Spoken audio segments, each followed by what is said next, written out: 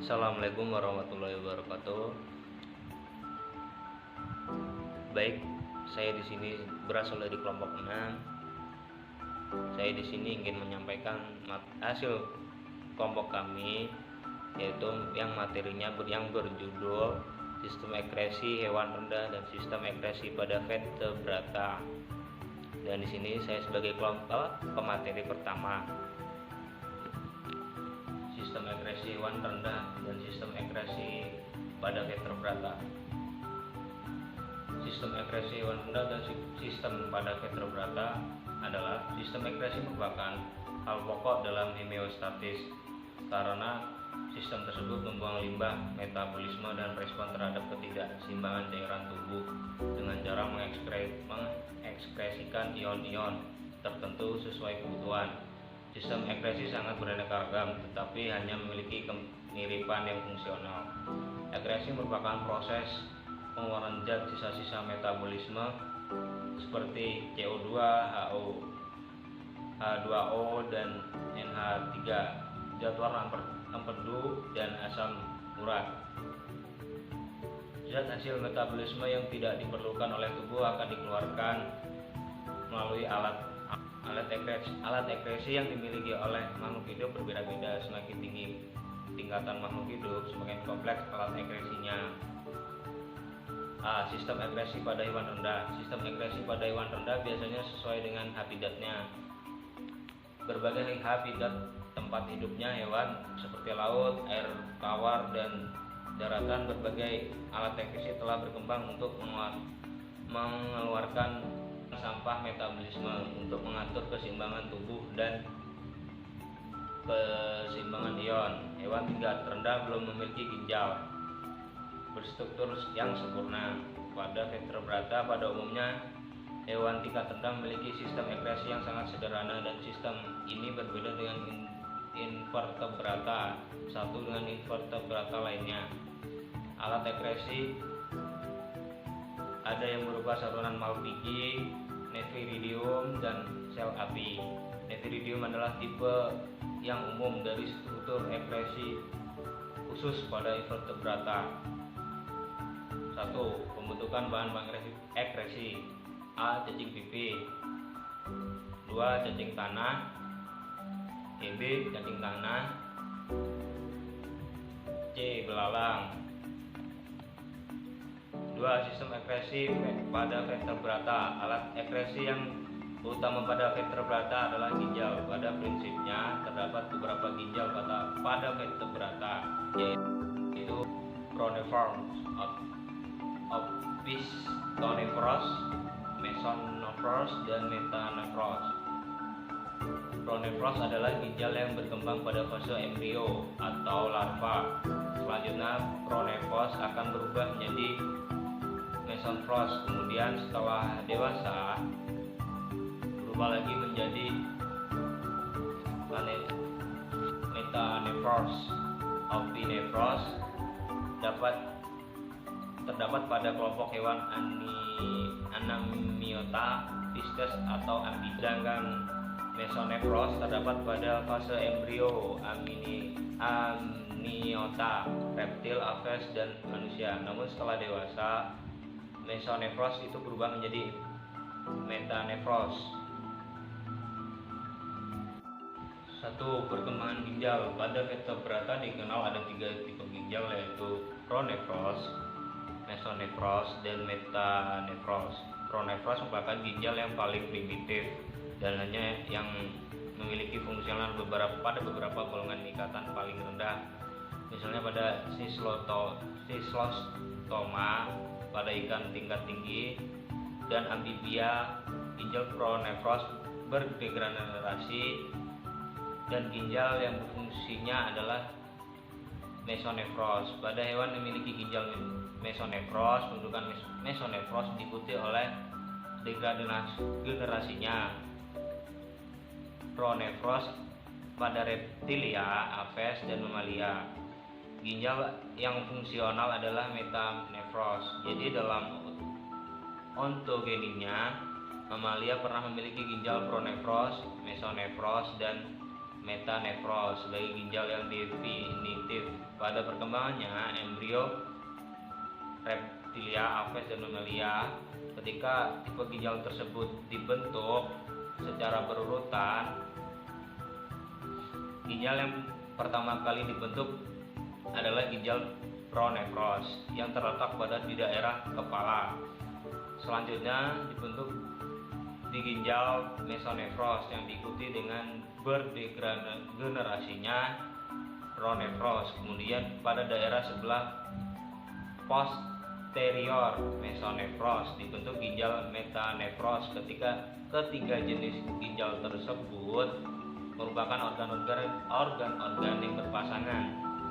Ginjal dibentuk dari mesoderm intermediat, dimulai dengan tampaknya pronefros yang terdiri atas beberapa pasangan tubulus pronefros yang terletak pada bagian cepal dari mesoderm intermediat. Tubulus tersebut dibentuk dengan urutan cephalocauda. Pronefros pertama tampak sebagai deretan yang terdiri atas segmen-segmen yang disebut nefrotom, yaitu masa-masa sel mesoderm intermediat. Nefrotom kemudian terpisah bentuk suatu rongga yang disebut nefrokoio yang berkesinambungan dengan kolom, yaitu rongga yang memisahkan lapisan parietal dari mesoderm lateral. Bagian distal dari tubulus pronefros akhirnya bersatu membentuk ductus pronefros yang memanjang ke arah posterior dan bermuara di kloaka. Dari aorta dorsal keluar gulungan pembuluh darah glomus, yaitu jalinan pembuluh darah tanpa kepala berkapsula Bowman yang membunuh sisa-sisa metabolisme. Keluar dari pembuluh darah kecoelem, dan selanjutnya sisa metabolisme diteruskan melewati nefrotom tubulus pronefros dan melalui ductus pronefros. Sisa metabolisme dikeluarkan ke kloaka.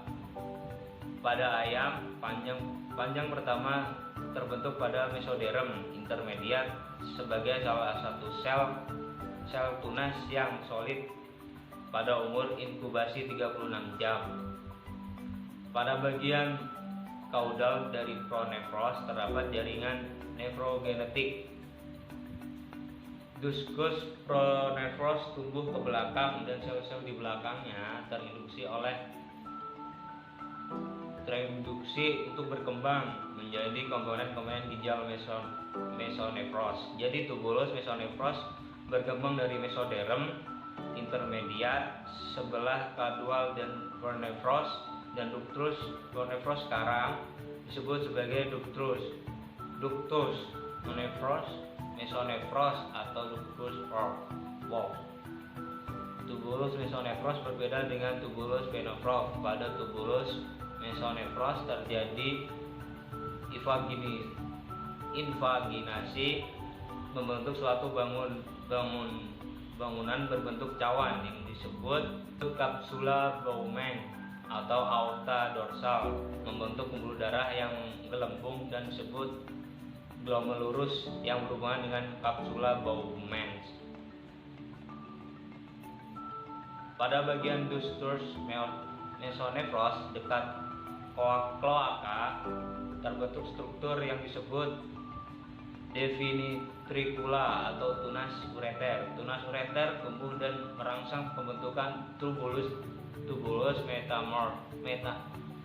metanefros. Tubulus metanefros beregenerasi untuk massa yang padat yang kemudian membentuk ginjal yang definitif dan dengan terbentuknya ginjal mesonefros mulai bergenerasi kecuali beberapa bagian seperti ductus dan tubulus yang pada jantan berkembang menjadi saluran-saluran reproduksi. Metanefros berkembang dari dua komponen mesonefros, yaitu epitel tunas ureter dan mesenkim metafrogenik. Mesenkim jaringan metafrogenetik genik menginduksi epitelium tunas ureter dan menyebabkan epitel ureter tumbuh memanjang dan bercabang. Akibatnya terjadi pemanjangan dan percabangan tunas ureter, menyebabkan mesenkim metafrogenik berkondensasi dalam bentuk struktur membentuk seperti huruf. Massa sel hasil kondensasi tersebut kemudian membentuk saluran yang berhubungan dengan tunas ureter. Pada tahap perkembangan selanjutnya, tubulus pada ujung tunas ureter akan membentuk nefron ginjal yang fungsional.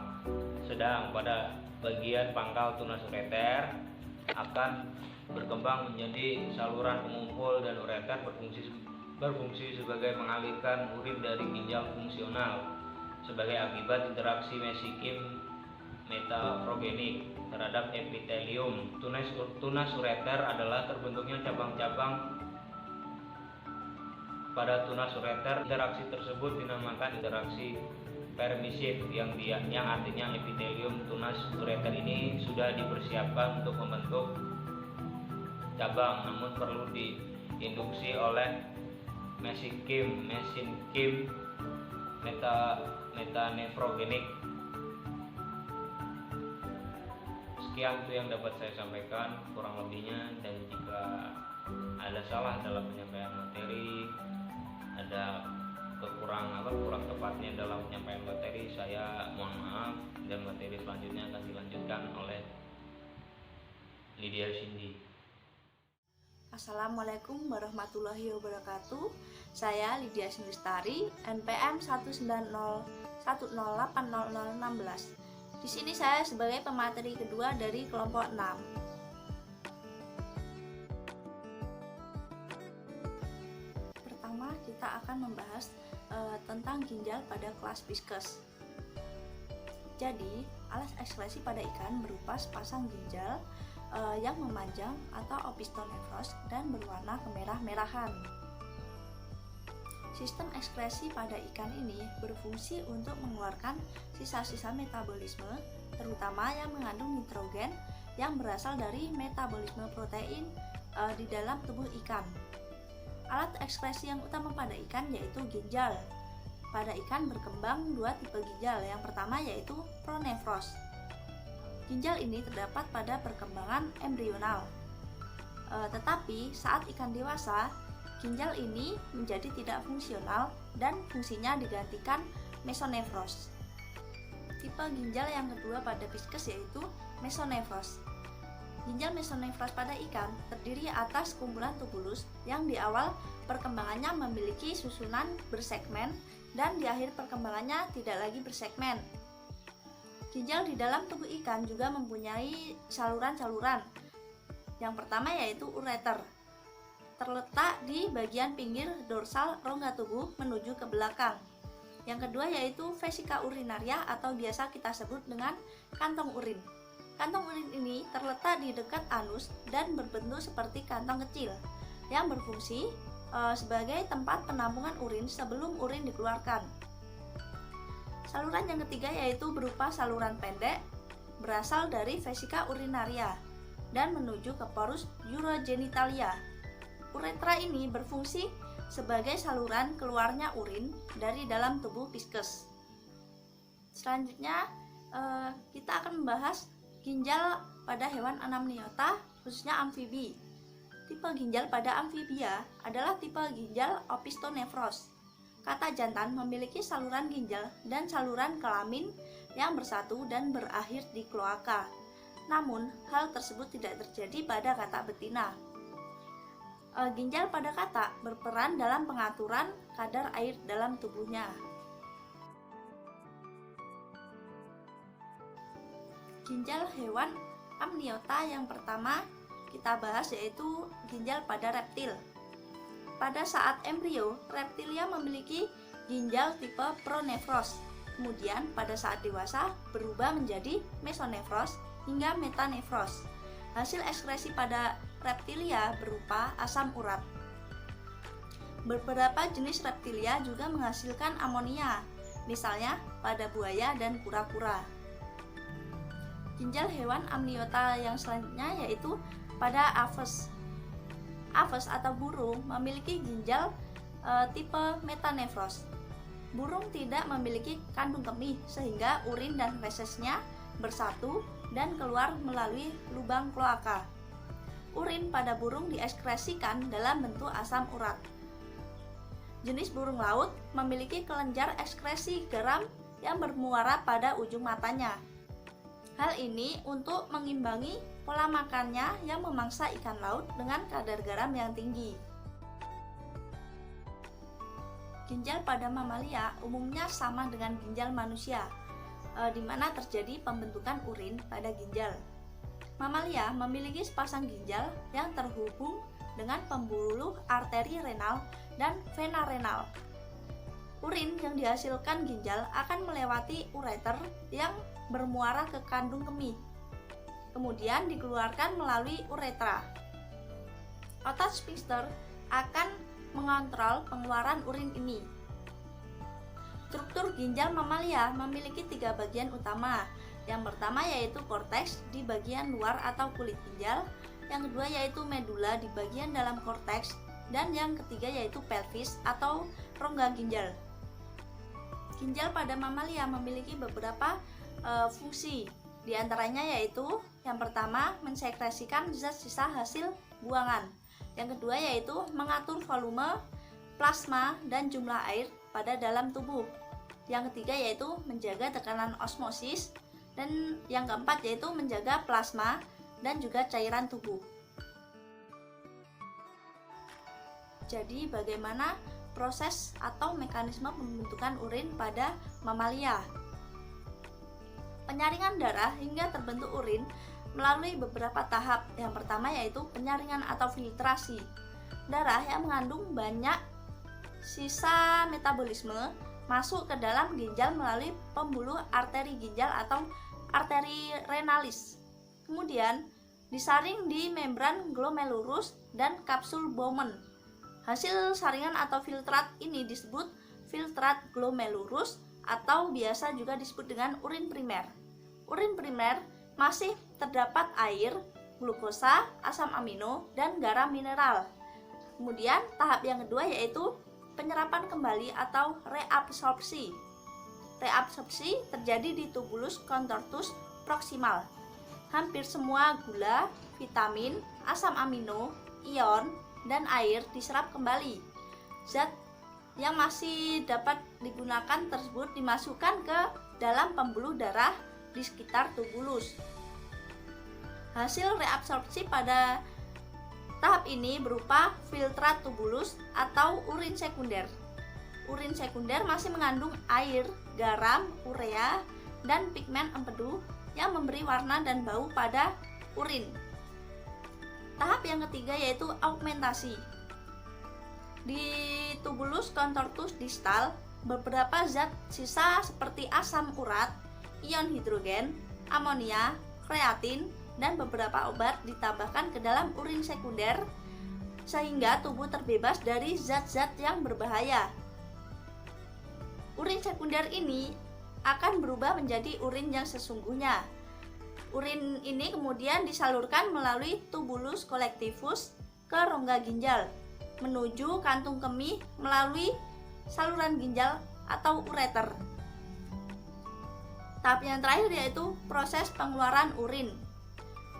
Jika kandung kemih penuh dengan urin, maka dinding kantong kemih akan tertekan. Kemudian ototnya akan meregang sehingga timbul rasa ingin buang air kecil. Selanjutnya urin tersebut keluar melalui saluran kencing atau uretra. Demikian sedikit penjelasan dari kelompok kami yaitu kelompok 6 mengenai sistem ekskresi invertebrata maupun vertebrata. Apabila ada kekurangan dan salah kata, kami mohon maaf yang sebesar-besarnya. Kami akhiri, wassalamualaikum warahmatullahi wabarakatuh.